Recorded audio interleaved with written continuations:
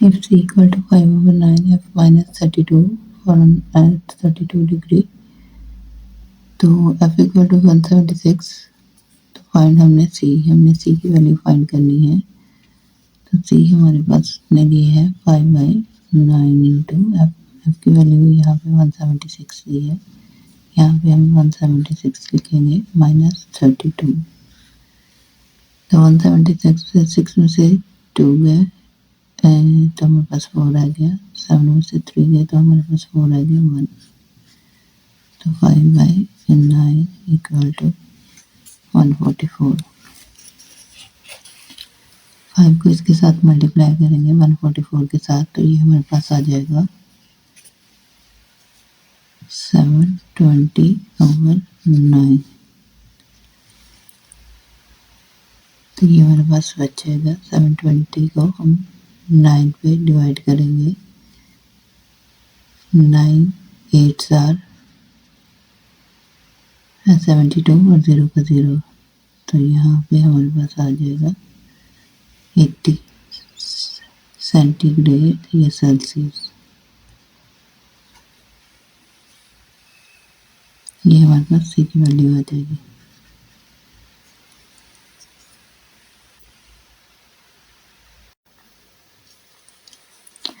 Determine the quadrant in which following points lie: p -5 और -2 are equal to 2 और 2। तो सबसे पहले हमने जो है वो क्वाड्रेंट बनाना है।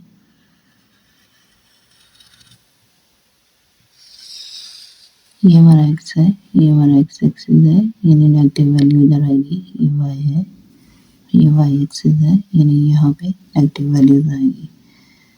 तो यहाँ पे ये हमारा रीजन है। ये हमारे पास 1 2 3 4 5। यहाँ पे नेगेटिव वैल्यूज आएंगी -1 -2 -3 -4 और -5।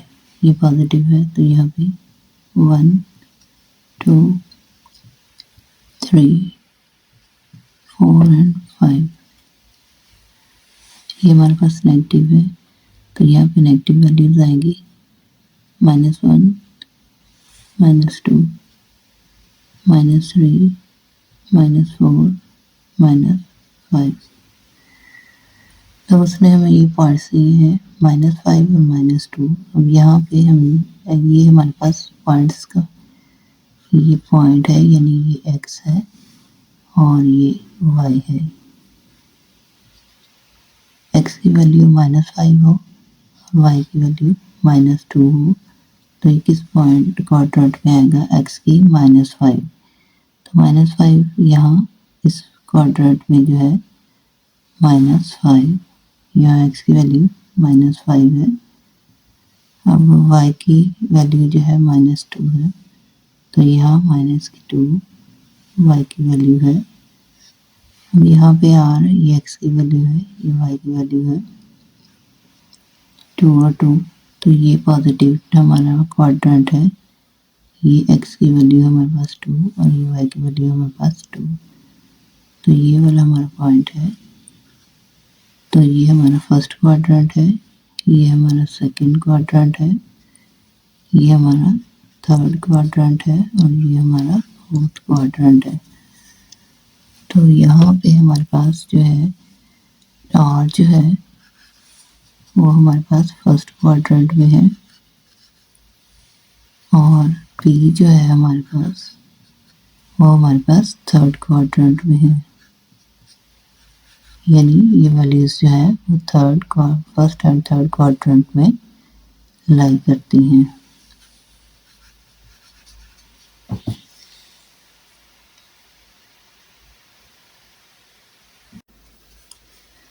x equal to 5/9 f -32।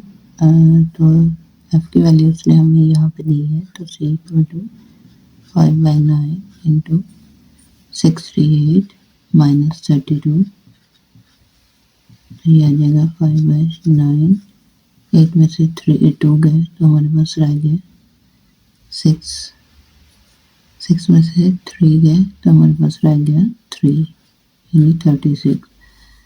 हम 9 4 36 होता है,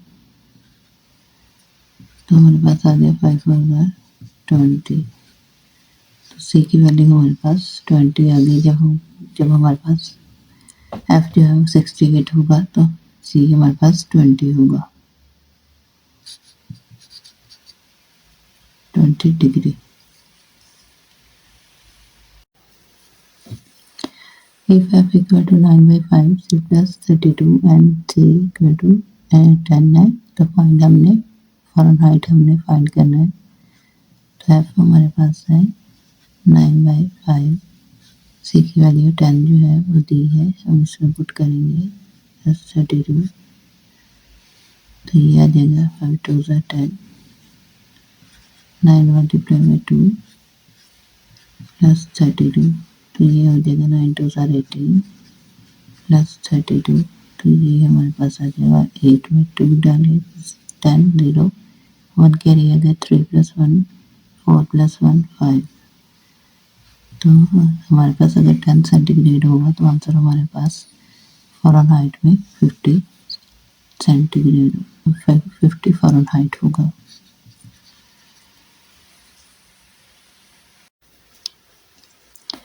Verify the points lies on line 2x - 5 + 1 = 0, x = 5 और y = 3।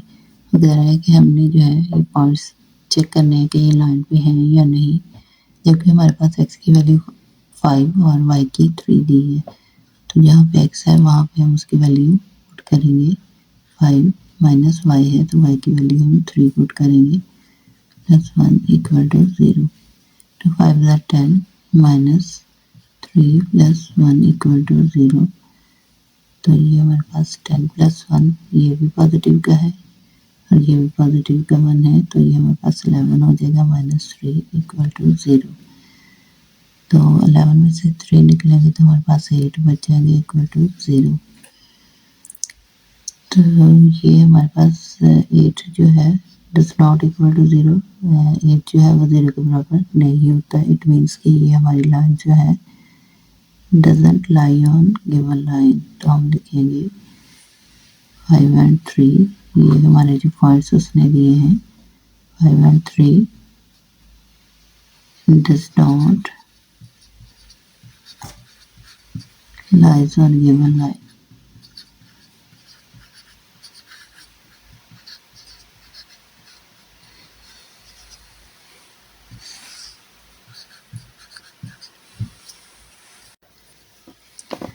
If x - 1 and y + 1 = 0 0 है, ये नहीं कह रहा है कि x - 1 = 0 है और y + 1 = 0 है। तो फिर हमने x और y की वैल्यूज फाइंड करनी है। तो x इधर ही रहेगा, ये इक्वालिटी की दूसरी साइड पे आके जो है पॉजिटिव 1 में चेंज हो जाएगी, y इधर रहेगा, ये जाके -1 में चेंज हो जाएगी। तो ये हमारे पास x और y की वैल्यूज जो है वो आ जाएगी 1 और -1।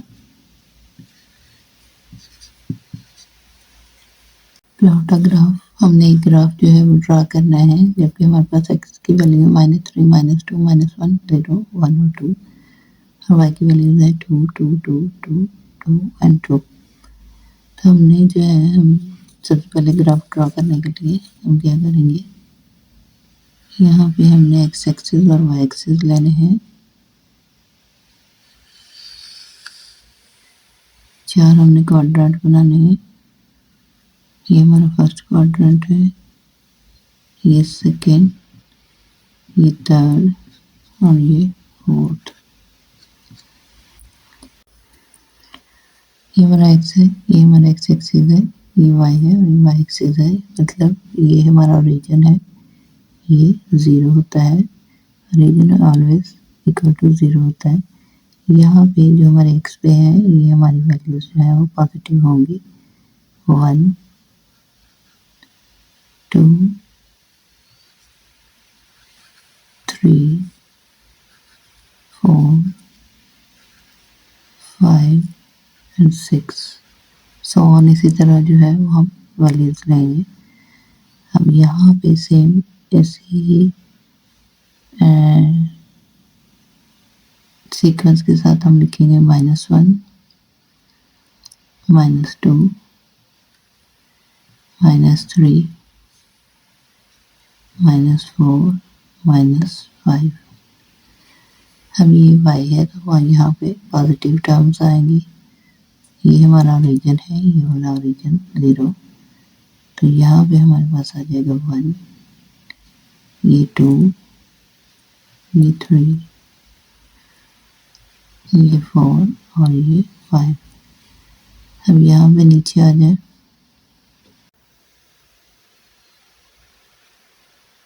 -2, -3, -4 और -5।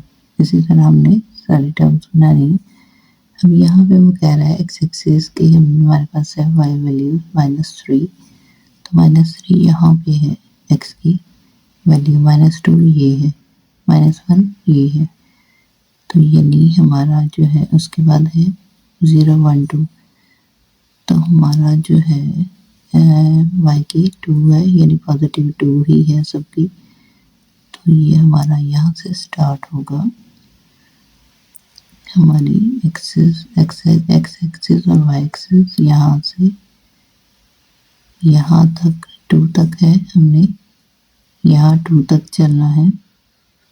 यहाँ -3 है, ये देखिए -3, हमने -3 तक चलना है। तो ये हमारे पास जो है एक्स और वाई की जो है, ये हमने इसका ग्राफ बना देना है। ये हमारा ग्राफ है हमारी गिवन वैल्यूज़ का, ये वैल्यूज़ जो हमें दी गई हैं।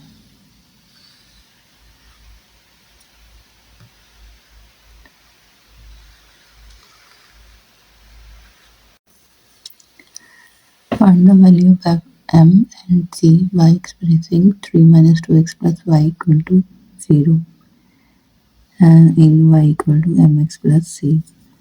तो हमने जो है इनकी वैल्यूज़ को फाइंड करना है, m और c की वैल्यूज़ को, तो हम लेंगे 3 minus 2x plus y equal to 0, 3 minus 2x plus y equal to 0। अब हमने इसको इस फॉर्म में लिखना है, ये वाली जो हमारी फॉर्म है, इस फॉर्म में हमने इस इक्वेशन को बनाना है। तो ये हमारे पास y इधर ही रहेगा इक्वालिटी की इस वाली साइड पे, ये हमारे पास आ जाएगा 2x minus 3, यानी ये जो है पॉजिटिव में, ये पॉजिटिव में चेंज हो जाएगी और ये नेगेटिव में।